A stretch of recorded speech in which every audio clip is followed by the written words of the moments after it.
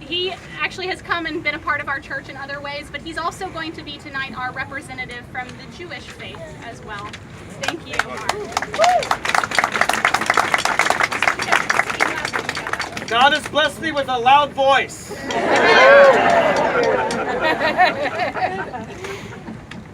We turn on the television. We see that a child has been literally ripped from her mother's breast while nursing and taken to a baby cage. The child, it was reported, didn't eat for a couple days after that, while the mother's breasts were engorged for several days until they could get a breast pump.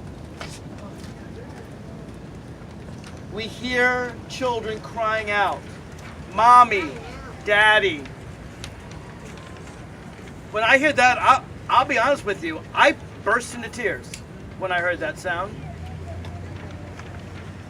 I don't know about you, but if I see a little child in a grocery store that is lost and calling for mommy or daddy, I help that child find their mommy or their daddy. And now my country, our country, is forcibly tearing children away from their parents. And I am ashamed. I am ashamed of my country. I love my country, and because I love it, I am ashamed by the cruel acts done in our name. Now, I know that they're being done by a person that was rejected by the American people, who lost by millions of votes. But our system has flaws, and that flawed system has put this monster in power. And I think we have to call it out. I think sometimes, if we don't call it out, worse things happen. As a Jew, I'm reminded of events in America's past, before my birth. In 1939, a series of ships came from Germany, with German men, women, and children escaping murder. And they came to the shores of the United States of America. And man, woman, and child were turned away, sent back to Germany, where the vast majority of them died in the gas chambers. I want to thank the woman who brought the sign that said "Never again." But right now, we have men, women, and children. This time they're crossing the land border. That doesn't make a difference. They're escaping violence. They're escaping murder. They're escaping brutal gangs. They're seeking asylum. This is a country that's supposed to be all about asylum. Amen. We celebrate Thanksgiving. We remember pilgrims who came here because of religious persecution. This is a country where the vast majority of us are either descendants of immigrants or descendants of slaves.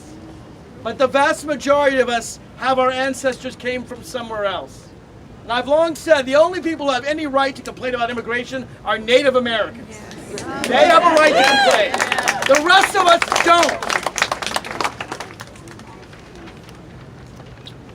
The Statue of Liberty was supposed to be a symbol of the United States of America. We all know the poem written by actually a Jewish American, Emma Lazarus. "Give me your tired, your poor, your huddled masses yearning to be free." I don't know which of those Jewish men, women, and children would have been the next Einstein. I know that he was a German Jew. But I know that immigrants for hundreds of years are our blessing, not our curse. We are what make America great. Immigrants are what makes America great. It is precisely that diversity.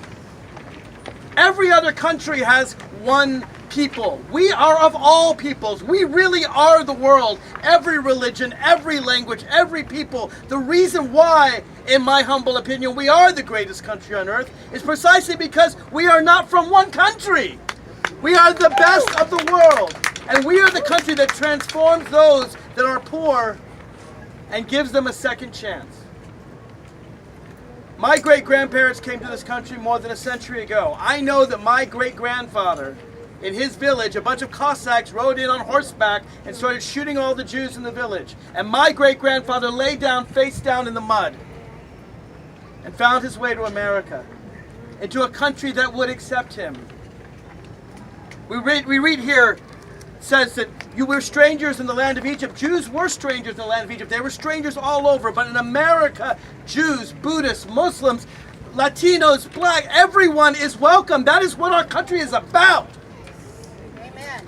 These people separating children are un-American. Yeah. They are against the very basis of who we are as a country. Yes. And I need your help. We need your help. Those children need all of your help. Yes, we should pray. Yes, we should be sad. But I need action, folks.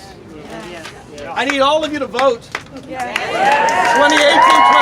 2020. I need you to vote out anyone who supports this atrocious policy and anyone who's silent about it. Because if you're silent, you are complicit. I need you to do more than vote. I will always be loud. That's kind of who I am. I'm on social media. I'm on Facebook. I'm sending emails out. I'm speaking on the floor of the House of Delegates. I know my friend Senator George Barker speaks out as well. But it's not just about us. It's about all of you. I need all of you to speak out on social media. I need you to talk to your friends. Talk to your family. Talk to your colleagues at work. You know who we're talking about. That uncle of yours, you might need to talk to him. That colleague at work that's got these crazy conspiracy theories. One of the things that I've learned, and I know I'm going on a little long, but one of the things that I've learned, there's a wonderful article. I don't remember what paper it was in. It was 50 years later. There's a photo of a woman in the 1960s. She was 17 at the time. She was a girl. And she's protesting a 6-year-old black girl going to desegregated schools. And this 17-year-old girl, you see her and her face is contorted with rage. She's so angry that this little girl is going to her school. The article was written 50 years later. And there's the woman in her 60s, profoundly sorry, profoundly regretful for what she did. She says, I don't even know who I was back then. It is up to us, it is up to all of us to create a society where those that teach hate are ostracized, where we teach that hatred is wrong. When we teach that hatred is wrong, acts of hatred go down. And unfortunately, in the last couple years, when we teach that racism and hatred is okay, acts of hatred go up.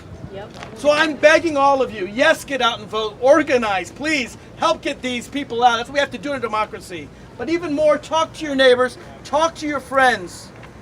Help us bring America back. I hate to be revolted by my country.